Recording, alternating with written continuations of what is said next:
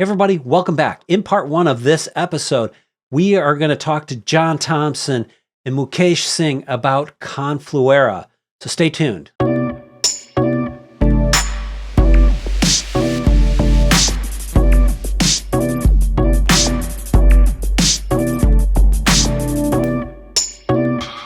Hey everybody, welcome back to another FUTRtech video podcast. Today we have with us some very special guests. John Thompson started off his career at IBM back in the 1970s as a salesman. He rose through the ranks to become general manager of IBM Americas, but after 28 years at IBM in 1999, he was lured away to become CEO of Symantec, building it into a true enterprise-focused company. In 2014, John stepped into the role of chairman of the board of Microsoft Corporation following Bill Gates' departure. John has been an active investor, and in 2018, he became a partner at Lightspeed Venture Partners and has put together a portfolio of truly impressive companies. One of those companies is the cybersecurity company Confluera, which we are really excited to talk to him about today. Welcome, John. Thank you. It's nice to be with you. I'm also excited to welcome Mukesh Singh, Vice President of Sales for Confluera.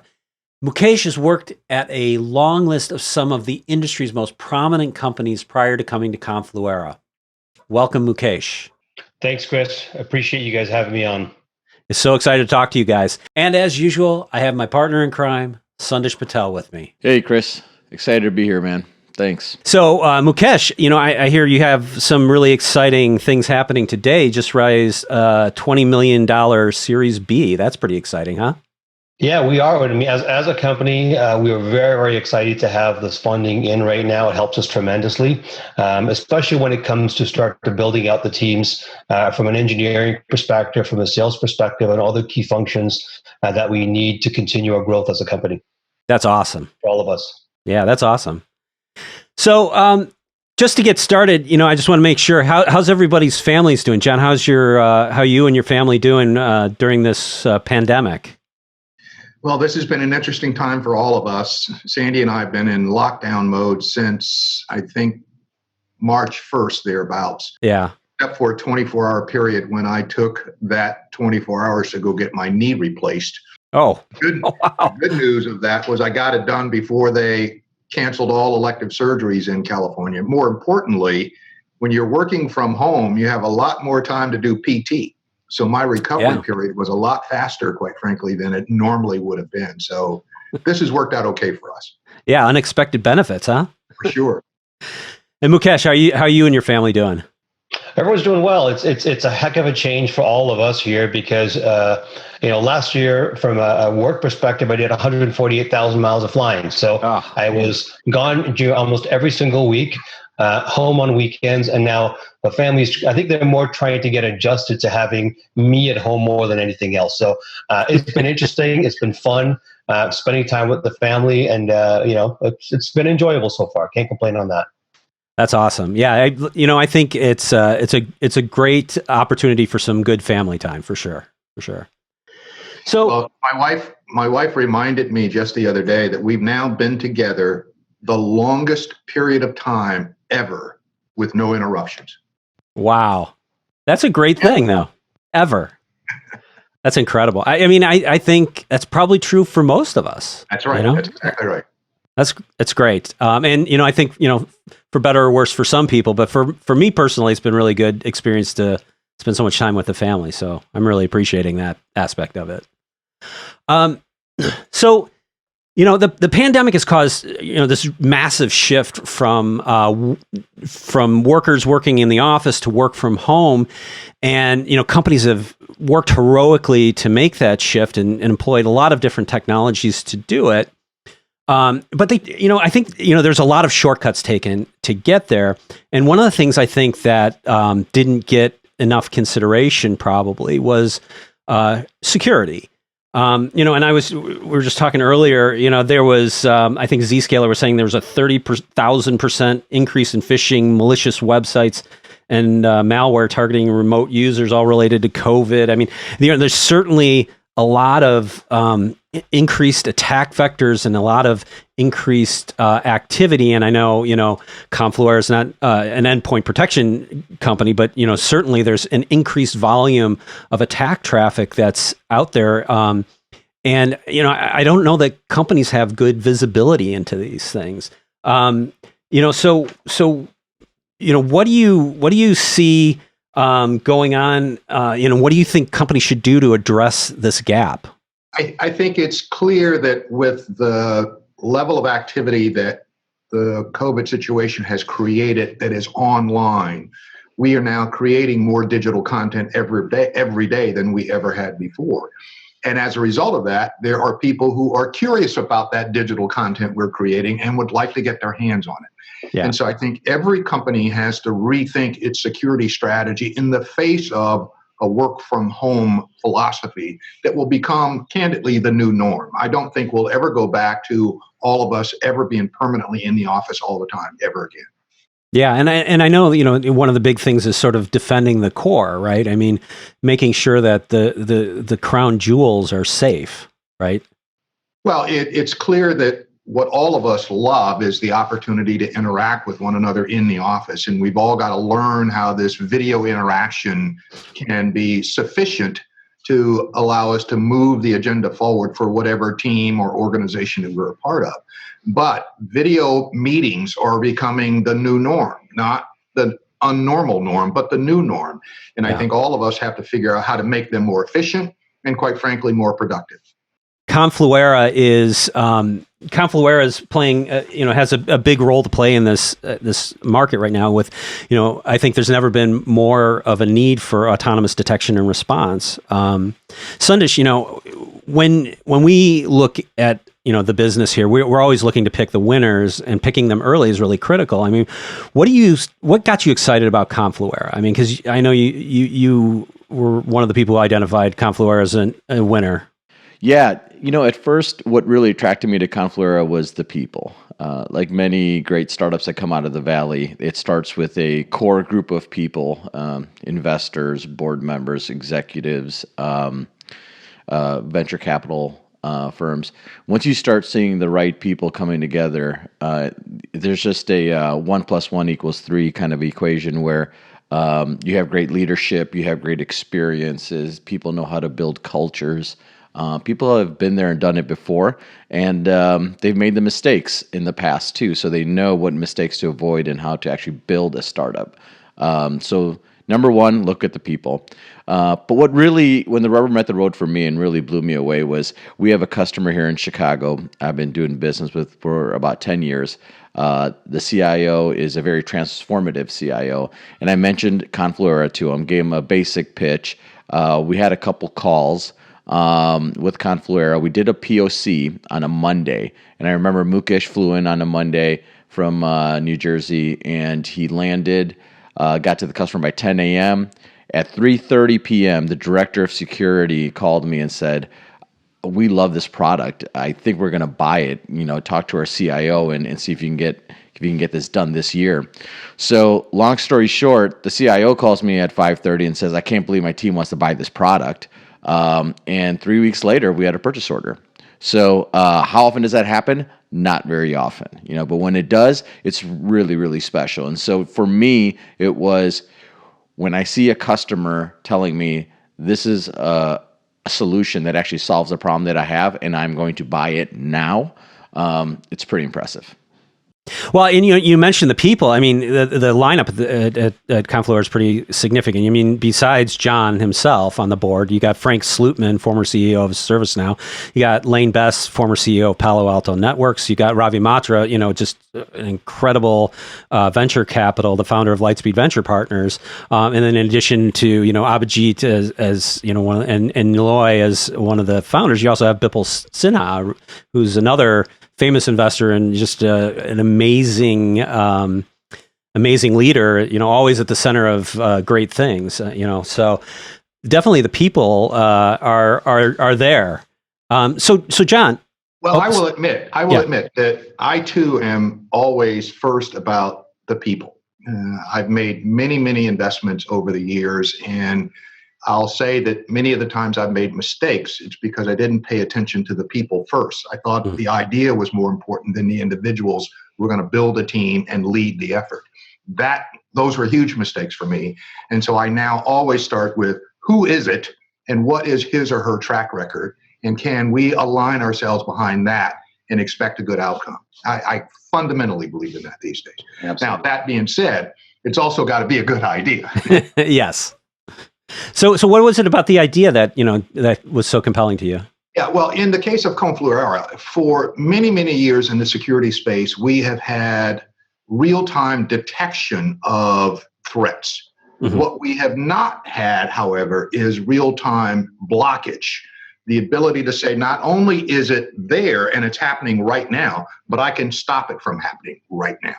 And that element of it was what was intriguing to me as Abhijit came to me and says, this is what I'm thinking about doing. Now, the reality is that many companies will say, well, gee, I'm not sure I want to block. I want to do real-time detection. I may not want to do real-time blocking. Right. And so having the flexibility in the product to be able to do that is incredibly, incredibly powerful and important in these times for sure.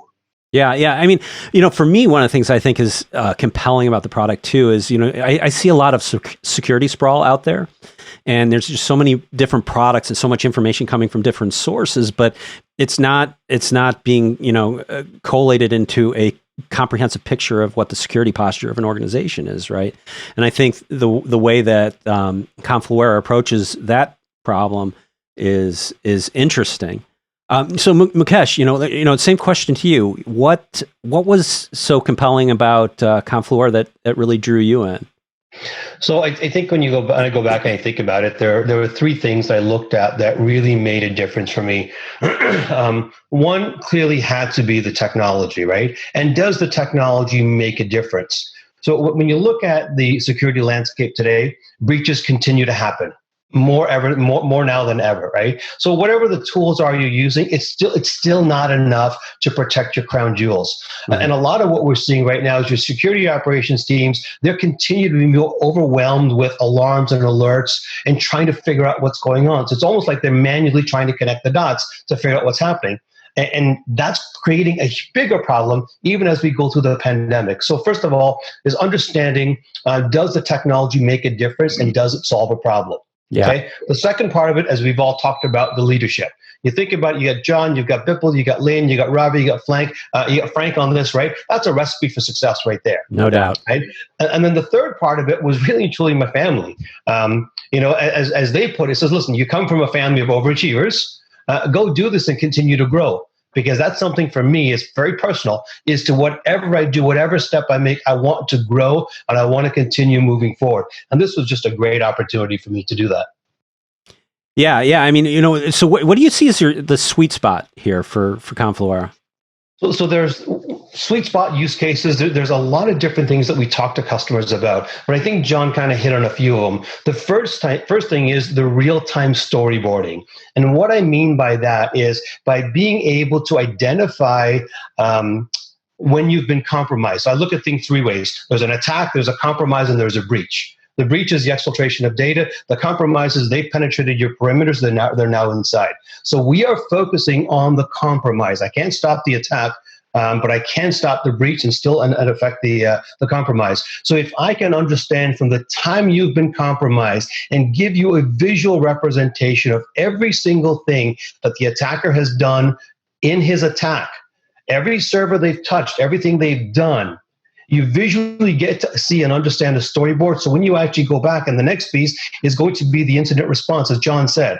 I want to stop the attack, not only shut the attacker down, but I also want to go back and remediate every single thing the attacker's done on every machine they've touched. It's kind of like the Hansel and Gretel thing, right? I want to remove that popcorn trail so I'm not vulnerable again.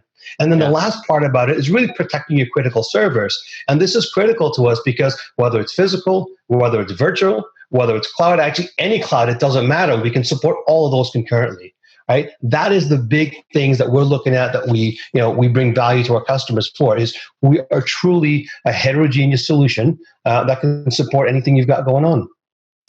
Yeah, I think that's really really compelling. I think that as we go forward here, we're going to continue to have, this more sprawling environment from which we're working in. And I think security is going to be an increasingly important piece of the equation. And I know, John, you've worked in, with the security companies in the past. At least one. Only one, but it was a fairly significant player in the market. I mean, Symantec, is no slouch there. I mean, what is your take on how Confluera is going to approach this market? Well, what's been fascinating to me over the 2 years or so that the company's been around is they've shifted from, or added to, I should say, their portfolio from the point of view of not just being a cloud-based service, but now having an on-prem product. Yeah. Because if you think about a lot of the prospects and customers that they have, they will run a hybrid model, some of which will run on-prem and much of which will run in the cloud. And so the fact that the company's been able to adapt or adjust so quickly based upon the feedback that they've gotten from some of their early customers is a really, really positive thing. I think the real question for the company going forward is, what does COVID-19 do for them? Mm-hmm. As more and more companies rush to the cloud, because that shift is accelerating, do more and more of them also want the cloud service providers or them themselves to have real-time detection and monitoring capability? And I think that expectation will grow exponentially over the next few months as the number of attacks continues to grow equally exponentially over the next few months. Well, I think you bring up a really hugely important point there. I mean, SaaS has been, the big go-to here, right? I mean, and I think, it's not a new trend. I think this is a trend that's been going on for some time. We've seen this massive rise in SaaS, but with COVID, we saw a huge leap to SaaS-based products and cloud-centric, kind of approaches. And I think, companies that are SaaS companies do have an advantage in the market, and companies that are hybrid even more so. But, the ability to iterate faster and deliver products in a more timely fashion and react to market conditions and especially for a security company to be able to react faster to security challenges, I think is a really compelling piece of it, right? Well, I think Abhijit and the team have done a really, really good job of not just driving their point of view forward, but listening to their customers and prospects over the course of the last few years and altering the product strategy such that it aligns well with what their vision was, but also aligns well with what customers' expectations from them are as well. Yeah. So, given all that, what do you see as, what's next for Confluera? What are some of the great ways for them to grow going forward? Well, it's all about, in my mind, success in the large enterprise. Because if you can get success in the large enterprise, then the trickle-down theory can start to work. Yeah. And success in the large enterprise today is not just about big banks and insurance companies and what have you, but it's cloud service providers as well. And so you've got to get them on board with using this functionality or its capability as a part of their offering for sure. Yeah. So Mukesh, let me toss that question to you too. Where do you see Confluera going in the next couple of years? So I think there's a couple of different areas. First and foremost, we're building up the install base that we have with the on-prem solution that we're going to be GAing very soon. It opens up a lot of the large enterprises for us to be able to go after. We already started having quite a few conversations already with some of the large banks, some of the large insurance companies and things like that. I do agree with John that the SaaS providers will become a big part of this. But it's also going to be critical for us to be able to expand our teams, respectively, into the different areas. So from a sales perspective, being able to put the right sales teams in place as quickly as possible, and just make sure that whatever we're doing is we continue to drive mind share, market share, and awareness to the problems that we're solving for our customer.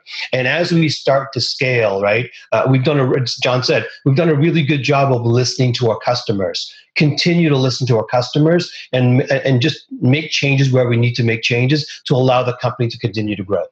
Well, I'll say just from our personal experience in the field, it's been great for our customers to get in early with you guys, because I think they can provide you the kind of feedback that helps you grow as a company and focus on the things that are important. But, it helps, getting that field data really, helps the customers because, you're working towards real world problems, right? And I think that makes a big difference.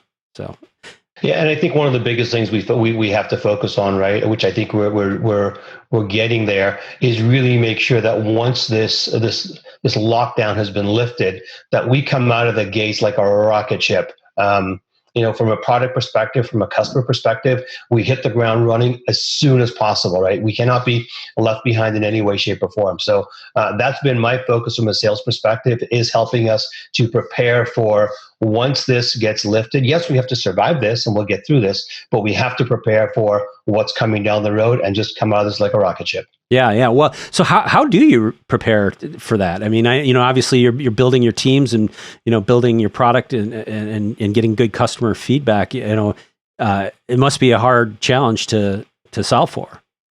Yeah, it is. There's no two ways about it. But I think things like this, right? Understanding that we're not going to be in front of customers anymore, as John said, right? We know that we've had a lot of successful events where we've got customers face to face, where we're able to get things done. Now it's all about the digital side of it, right? The remote side of it. So doing events like this and other branding series that we're going to be launching with as well to get to a broader audience. So while our face-to-face meetings can only be 30, 40 people, now we're talking about 3, 4, 5, 600 people that we can actually get together at once, right? So it's being able to leverage these types of forums that will allow us to get our names out there as quickly as possible. But it's also about leveraging the names that you guys talked about earlier, the Johns, the Bipples, the Franks, the Lanebasters and things like that, right? I mean, they have a huge following out there, leveraging our partner community that we have, leveraging the insights and all the other partners that we have and helping to use, get into their networks and their channels. So every aspect of what we are doing right now is being able to drive as much visibility as possible. So while pandemic has been bad for a lot, I think it's actually been good because it's opened up a lot more channels for us to actually go broader, faster than ever before. Yeah, that's actually an interesting point because I think, early companies, one of the things that they struggle so much with is around the marketing and sales aspect of it, right? Because that's a kind of a hard engine to get moving. And, with this pandemic sort of forcing a different mode of operations, it's actually more suited to an agile small company in some ways, right? Because you can really expand your reach in ways that you probably wouldn't have been able to, right?